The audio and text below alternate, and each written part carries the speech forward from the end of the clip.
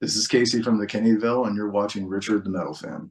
Hey, what's up, guys? Episode 242 of Richard Metal Fan interviews, calling from Zoom, and I'm here with Casey Childers from the Kennedy Vale. How are you doing today, man? Great to be able to have you on my show. Good to be on. Thank you so much for hitting me up.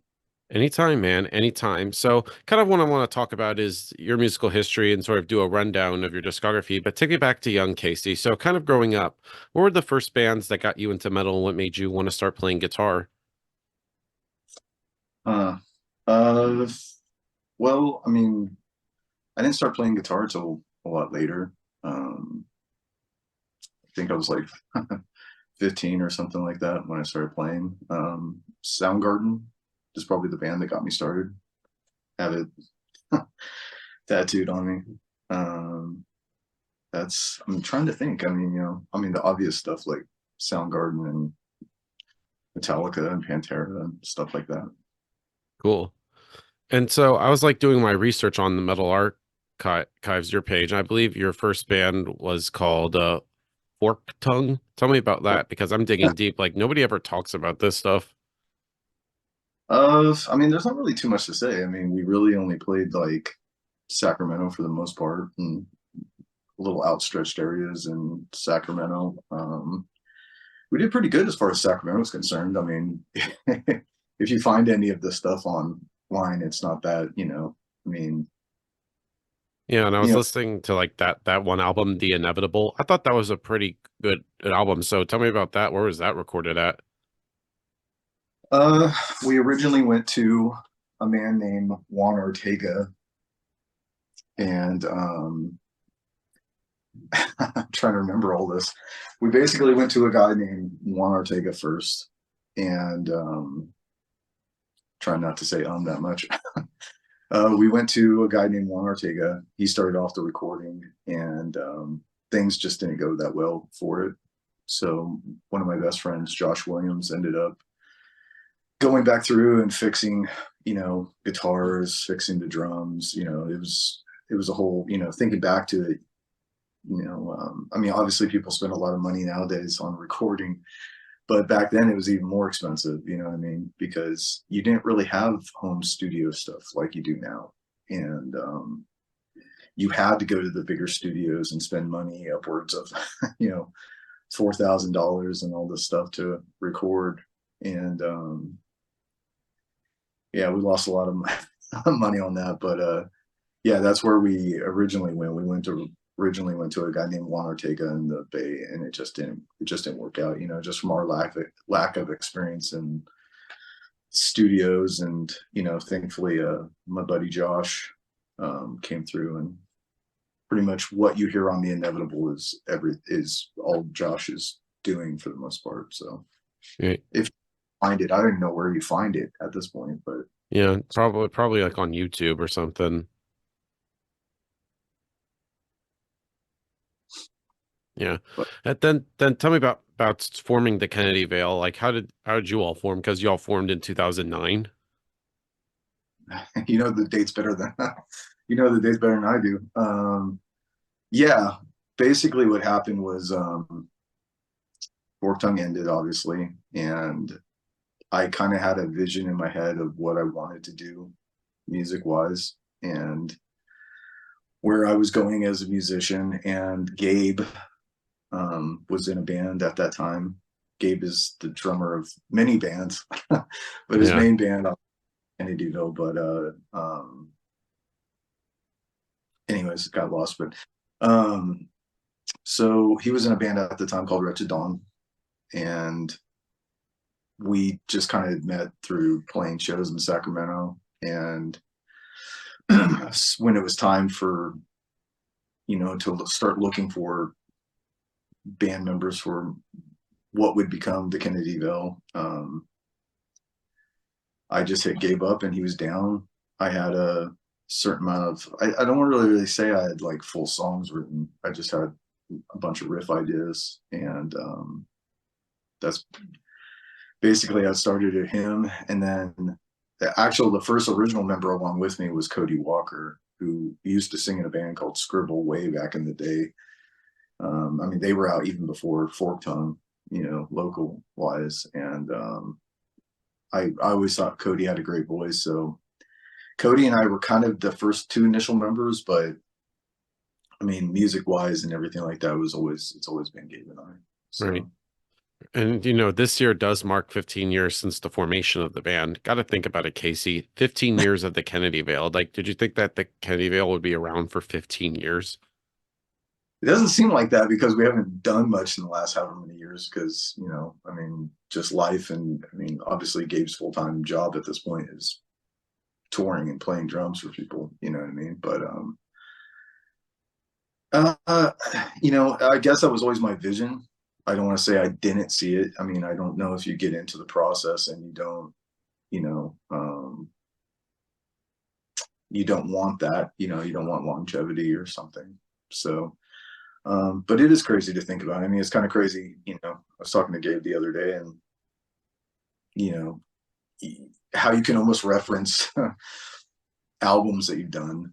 You know what I mean? Like, oh, that's a Trinity, a Falsehood style. That's an Imperium style, or you know, whatever.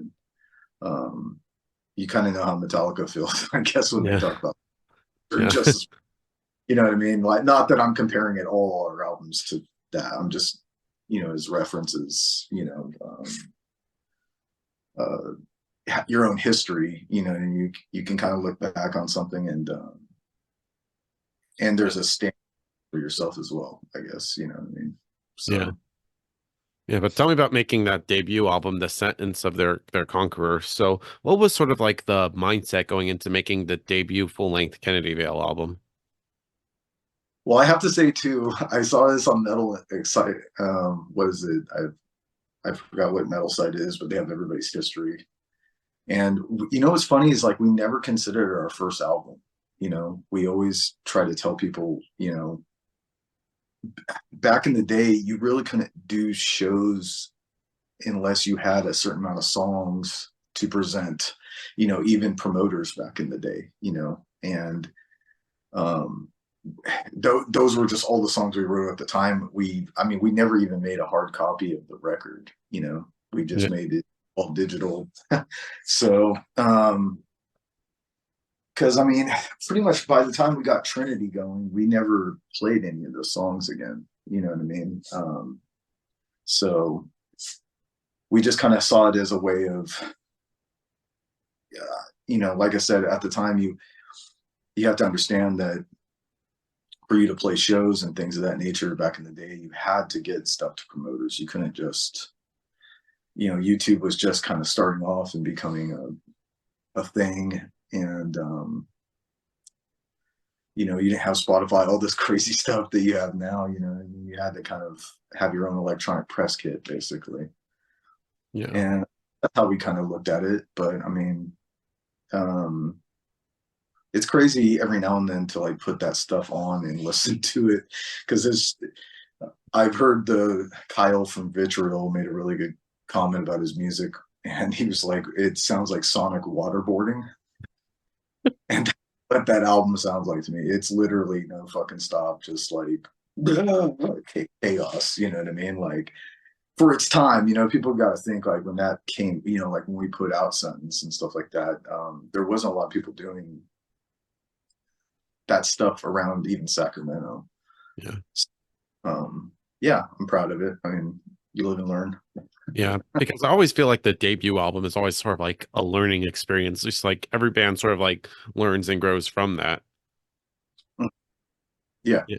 Yeah. And then when you put out that album, do you just like play locally around Sacramento?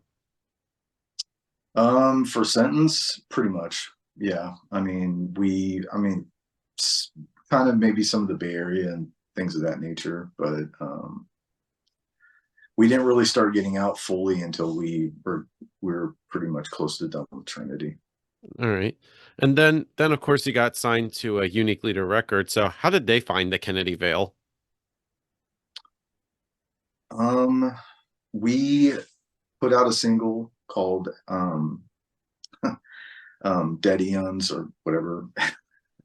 And it sounds great for me to say whatever, but um, we put out that single, and I want to say we sent. Gabe would know this better than me, but I believe we sent it to them. and they sent us like a letter back basically saying, hey, we're really interested, but what's the future sound like, you know? And that's when we kind of got to work on other stuff. I mean, we already had other stuff kind of starting for Trinity, but I think after that we started getting like a knocked them together and things of that nature. But Disciples of Dead Eons was the first song we ever wrote for Trinity, and that's the one we sent them. And they sent us, like I said, they sent us a message back just going, hey, we love the song, but that's great, but what's the future sound like? You know, they didn't. Because obviously to me, I mean, there's a maturity to that song than some of the previous stuff that's on Sentence, you know. So they wanted to see where it was going, and it was basically on from there. Right. Right. And then tell me about making Trinity of Falsehood. Did you really wanted to like better yourselves or try to like learn from the sentence of their conqueror? Yeah, I think every time you go into do an album, you should hopefully be trying to outdo yourself or learning something. So yeah, we, you know, it was a whole new, I think I had a little bit of experience just because of stuff I had done with Fork Tongue years ago, that I kind of understood how I wanted to feel in the studio and things of that nature, that you learn from your mistakes. And I mean, you know, there was some stuff that we learned also on Sentence, because on Sentence also my friend Josh did that for us as well. Yeah. And Right. Yeah. And but I still think Trinity of Falsehood, I thought that was a really great album. It just like it's only like 32 minutes, but it's just really just fucking sick from beginning to end. It's just really just technical and powerful. thank you. Yeah. And this year does mark 10 years of Trinity of Falsehood. So how do you feel about this album now as opposed to when you first put it out 10 years ago? I think we're more proud of it now than we were then.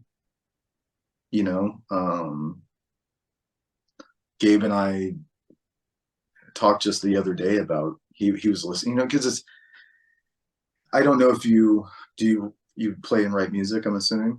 I wish. Oh, okay. Well, I would say that sometimes having like distance from something makes you appreciate it a little bit more. I think when you're in the moment, and you have to understand, like when we put out Trinity, we had been playing those songs for a long time, so you kind of grow. Um, you're like, oh God, can we play something else? Or you know what I mean? Can we get something different? And I think now, you know, kind of like what you're saying, you know, it's it being that long ago at this point, you know, definitely. Um, I think there is a fondness to it now. You kind of listen to, you're like, how the hell did I come up with that? You know what I mean? I don't even know how the hell I even played that. Um, there's just stuff on that record that I just don't think an older Casey would write now, and that can be good or bad. But you know, just you know, like even, I mean, to this day, I think Ad Noctem. I like to think Ad Noctem's my battery. You know what I mean? Like it's one of those songs that came together really easy, and it's just a great album kickoff. And you're always you're always chasing that dragon a little bit with that one. You know what I mean? You're like, God, man, I need to get it like another Noctem under my belt, because you know when I listen back to it, I can hear the Hate Eternal influences and stuff like that, and you know, but I can also hear how much I've grown as a writer now compared to then. So, you know, hopefully that answers your your question. Yeah, totally. And so when you put out the album, did you started to finally like tour outside of like California? Oh yeah, Trinity was the. I mean, Trinity's where we, you know, we started meeting Bell and Noth, and you know, I mean, just so many bands that you know we become friends with. I wouldn't say we did anything super crazy on that record, but I mean, those are where our first initial tours were. You know, I mean, like when we went out with Psychroptic. I mean, fucking Psychroptic, man. Like even to this day, you know, those dudes are so cool to us, and they were our first major run that we ever did, and it was great. Yeah, Trinity for the most part was where we started. I mean, I think that's where I think we did our first actual full U.S. tour on Trinity. So, Yeah. and some. And what was So, that like, your first full US tour? Like, what was like your favorite cities that you've been? I always loved Denver. Um, it's just the vibe of the places, and it's a beautiful place. But Yeah. I'm trying to think. I mean, dude, I have so many. I mean, New York is always a trip. I would say Georgia, like Where playing. I'm from, Amen. Nicest human beings on the face of the planet. you know. So no, I mean they really are, man. I mean, the Masquerade, like to this day, it's one of the more unique. Like the loading in area is like a big long journey. I don't know if it's still the same way. You know, I haven't been there. It definitely is, because at the old location, like years ago, they had like a thing where they you put it like on a little cart thing, and they have like a little pulley thing where they like load it up. But Yeah, then at the new spot, they always have like these long ass hallways. It feels like like a maze. Like you feel like you could get lost in there. yeah, absolutely. Yeah. You have to have the carts to take all your stuff in. Yeah, definitely. And I go to like so many shows at the Masquerade, like the staff pretty much knows me by this point. Yeah, it's a. I mean, dude, that place is so. I remember. I I'll stand correct. I mean, Gabe could probably correct me more on it because he just has a you know a memory, steel trap memory on some of this stuff. But I want to say the first time we played there was with Psychroptic, I think. I could be wrong on that, but either way, anyways, I just remember loading in and the the experience of going down that hallway, and there were showers. I think that was the first venue I've ever been to that had showers. You know, it felt professional, you know what I mean? So um it was cool. And I just remember the stage was gorgeous. It was the one bigger room that we played there, and the second time I know that we played there, we played like a smaller room, I think. Yeah, because I know there's the hell stage and then purgatory. There's like the three stages: heaven, hell, and purgatory. Yeah, and you probably know which one. I mean, I don't know if you know which one I'm talking about. I think I want to say the one we played looked more like a vintage, like opera stage almost. I think probably the hell stage. Yeah, I think that's what that one was. And yeah, I mean, every time we played there, it's been killer. I mean, like I said, the people there are amazing. And I would say some of Texas is pretty cool. I mean, Austin's always fun to play. Dallas is fun to play. Arizona is always a good time. I can't really think of anything that's ever been bad. You know, I think Utah was a little weird, but you know, outside of that, you're not really anywhere long enough to have a true opinion on something. So Nice. And then going into your last album, Imperium, that was definitely one of my favorite albums from 2017. So what was that like, going from Trinity of Falsehood into Imperium? we wanted to challenge ourselves as writers. I mean, that's the best way to put it. We had, I think when you stand on stage long enough and you are playing stuff that is a little uncomfortable, you know what I mean? Like as far as like the technicality of it. Because I always have a hard time calling Trinity technical, you know what I mean? Like to me, Trinity is just fucking, it's chaos, you know what I mean? And, technical to me, I guess, will always be like, necrophagist and psychroptic and guys like that. But um it's funny, you can definitely hear like the black metal influence coming into play a lot more in Imperium. We tried some of that on Trinity, but we were too young, we didn't really, we were still getting our writing chops down. And I think a big album, even though you can't hear it on the album, was Origin's Entity album. Was a huge influence on Imperium. Yeah, I definitely get like Origin vibes with that, and of course with Trinity too. Oh yeah, I mean those guys. you know, even when we got a chance to tour with them, it was, you know, an amazing experience. I consider Paul a pretty good friend. Don't talk to him all the time, but you know,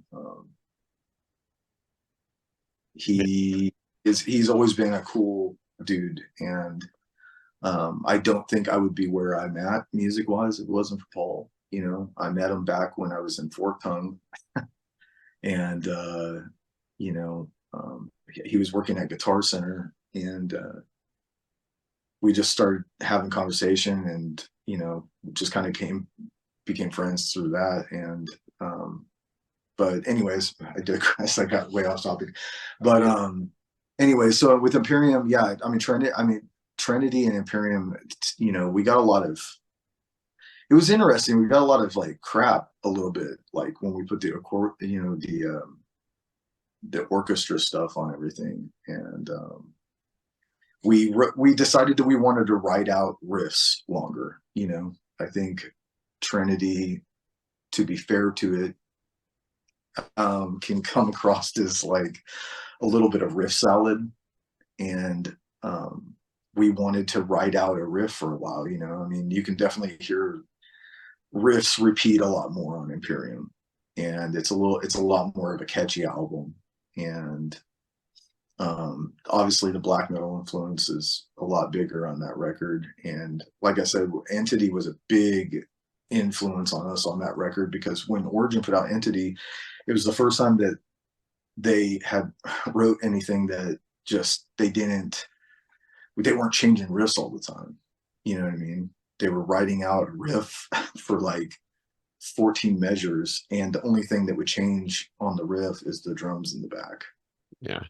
You know, and it was just a different, you know, it was a interesting, like, we were trying to challenge ourselves as writers, and there's a lot of songs on that record that took a long time to write, you know, and some that came together pretty fast. But you know, we worked pretty hard on that one. So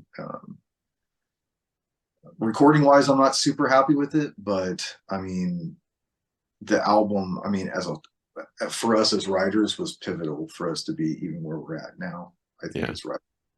Yeah, and on the album, you of course worked with Sven from Aborted, Dickie Allen, and of course the late Trevor Sternad from Black Dahlia Murder. So, what was it like working with them, and how'd they end up doing guest vocals on Imperium? uh Gabe hit up all those guys from what I know, and it was all pretty easy. um we just hit up Trevor, and I don't know where he ended up recording it at, but he might have even done it at his house. But I wish there was more of a magical story to it. We just kind of hit those guys up, and you know, from them maybe, you know, liking our music or whatever it was. I mean, we didn't pay anybody to be on it, so it was like, you know, they did it out of the, you know, the kindness of their heart for us, which was cool. But yeah, we just hit them up, and they all sent us stems. And you know, it was funny, like Dickie, I'd never even met Dickie ever, and I think I saw him when he was playing for Necrogoblicon, Yeah, yeah, I and believe. he's sick in that band. Yeah, so it was nice to finally meet him and be like, oh hey, you know, thanks for putting your your voice on our record. Yeah, I'd never got to meet him before. You know, Gabe had obviously met him before, I believe. But yeah, I mean, even the Trevor thing, I mean, to this day, we still have the audio. I mean, we have the audio for all those guys, but I remember us sitting down, and Gabe and I used to have a house together, and I just remember us sitting at the kitchen table one day, and we had the phone laying down, and we're just like listening to his raw vocal, and it was just, I don't know, you just kind of having a moment of like, wow, man, I can't believe like this actually happened, that we got this dude to play on our record. And this is way before he unfortunately passed. But um you know, it's definitely something I cherish. I mean, I still have an email from him. He was talking about a book he liked from Henry Rollins called Get in the Van, and it's a book that he said inspired him to start touring, and it's the same book that inspired me to, Yeah, you the Kenny, not, excuse me, not Kennyville, but during Fork Tongue, I remember reading that book, and I understood the people that I was playing with, I wasn't going to get to that next level. And man, that book, you know, if you read that book and it gives you the chills, you know, you should be out touring and doing it. You know, I think there was a big part of me that when I read that book, I was like, oh man, I want to experience that crap. You know what I mean? Like, it was just, it's awesome that he journaled all that stuff. But Yeah. yeah, yeah. So, anyways, we had a conversation about that, and I to this day still have that Instagram message between us. Say it. I'll never delete it. Yeah. Yeah. And I remember the last time I ever met him was a few months before he died. Apparently, he lived in Atlanta. I was at a Cannibal Corpse show, and he happened to be there. And I Mhm. actually was telling him about trying to do an interview, and sadly, that never happened. I even remember a few days after that, he just randomly followed me on Instagram. I was like, "Whoa, didn't see that happen. Didn't see that," and I will forever cherish that. Yeah. I mean, all those guys, even the other, the main guitar player, a couple months ago, just out of nowhere, like sent me a friend request on Instagram. I don't think I've ever met Brian, so I Yeah, was like, no, it's always an honor. I mean, I think in this industry, sometimes when you meet people, it can change your perception on um, somebody's music. You know what I mean? yeah, Or you don't want it to lose that magic. And I never lost that with those dudes.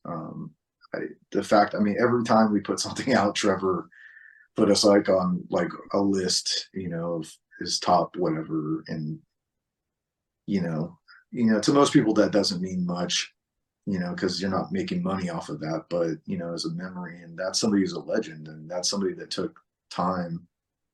yeah. He's a definitely the goat, and of course, I'm pretty sure he'll be happy that they're continuing on with Brian taking over lead vocals. Yeah, I'm excited for it, man. I Yeah. saw him. I thought it was pretty damn good, to be quite Yeah. honest. Yeah, I've yet to see them live now with the new lineup. I haven't seen them since the last tour with Trevor they did with after the burial and Carnifex. I definitely need to see them again. Yeah, no, dude, it was. Some people had mixed reviews on it. We have friends of ours that weren't digging it as much, but I, you know, I, it's like, what do you want them to do? It's their Yeah, career. I mean, you're not going to. exactly. But I think even if, being as this now has been getting close to 7 years since Imperium, has there and have you all started working on the next the Kennedy Vale? What's the status with that? Slowly but surely. Actually, right behind me, uh, I've been working on riffs. We've had some stuff journaled up. I think when Gabe gets back from this run that he has with Obscura, the plan is to get the next EP done. So Yeah, is there like a tentative release date for that? no, no. I mean, we want to get it. I mean, I would like to get a single out soon, but knowing us, we're going to make sure that for us, it's the best song that we can, if we're going to put something out. So um, there's, Definitely. there's But that definitely yeah. stuff works for sure. All right. And then kind of switching topics, because I know in 2020 you did a little project called A Divinus with like you and Taylor Wingels and Nathan and Ryan. So how did you work it with them and to come up with this project? Um, well, basically, I had a lot of downtime from the Kennedyville stuff. We never broke up or anything like that, but I think we just went through too many. There was just a lot of lineup changes, and I think Gabe was really wanting to make sure that he focused on his ability to tour and make money doing that and playing drums. And obviously that's been amazing for him. And then for myself, since I'm not really I don't really want to play anybody else's stuff than my own stuff. So you know, thankfully I met Nathan and Ryan and all those guys, and just hit him up and was like, hey, I got this project idea in mind, and it's been awesome. I hope to, hopefully I can put out another single of that here at some point. It's been awesome working with those guys.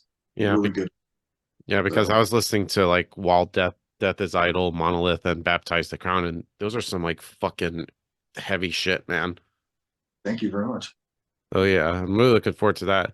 And then kind of wanted to talk about like your guitar playing because I think your guitar playing is also very technical and also melodic very too. So do you pretty much know like music theory and like what scales that you're playing with? No, not at all. I took, I would say that the Divina stuff, it's always easy to say because it's like some of your more recent stuff. You're like, well, some stuff I'm the most proud of. I'm the most proud of some of it just because I I don't want to say I started using theory. I just tried to write more in key, where I think um, the Kenny DeVille tended to be chromatic sounding. There was no particular key a song was in. You just kind of were playing something. You're like, well, that sounds like it goes with that. And I wasn't really satisfied with that anymore. So I saw that the guitar player from Shadow of Intent was doing like guitar lessons, and I hit him up, and I didn't hit him up to do a guitar lesson. I hit him up to, hey man, like these are some song ideas I have. What do you think? You know, trying to, I don't want to say it was like a writing session. It was just more of trying to figure out from somebody else's standpoint, like how they would attack writing. And dude, that I tell everybody, if you can, like if you find somebody that influences you or something like that, hit them up and see if you can learn something, because you're never too old to learn. You know what I mean? And dude, that lesson was so great for me. Like, he basically just kind of went through me with his process, and it really challenged me and opened my eyes. And, you know, I'm really proud of the way the Divina stuff has turned out from a writer standpoint,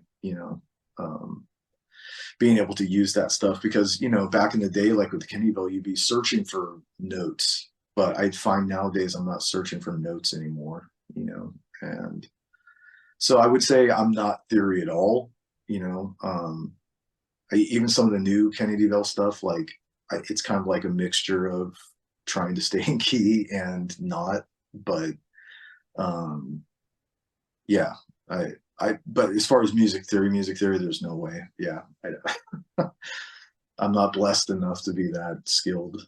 Yeah. And then the final question I want to talk about is talking about your gear because I noticed like in the back you have a sick flying V. So what I'm always curious is like what's like your setup like recording or playing live, like guitars, strings, amps, pedals, and all that good stuff. Right now I don't have any amp stuff right now, because I haven't been playing live. So eventually, if we get to the point where we're doing full on live stuff again, I'll go back to some live gear. But as of right now, as far as recording wise is concerned, I have um this is a ESP like Kerry King. Uh, it's an old school guitar, banana headstock, and then I have my Jackson 7 string, but it's tuned like a 6, so it's still drop B, but just a higher a higher E string basically. So I have 2 C sharps, I believe. So, but as far as like recording guitar wise, I just use the Omega plugin from Neural. I have a whole bunch of amp plugins, but that's the one lately that I fell in love with. So Awesome. So thank you, Casey, for this conversation. It's great to be able to hear your history as well as learn a lot I haven't known before. It's just any final words you want to say to like the viewers that are watching this to close this out. Um, well, one, thank you for hitting me up to even do this. That was awesome of you. Just thank you to everybody. If anybody knows as much about Trinity or Imperium and that stuff, if you're interested, go look at them up. And we're very much looking forward to our new music that's going to come out. And it's been awesome talking to you. Not much else. Awesome. So everybody, Casey Childers from the Kennedyville. See you next time.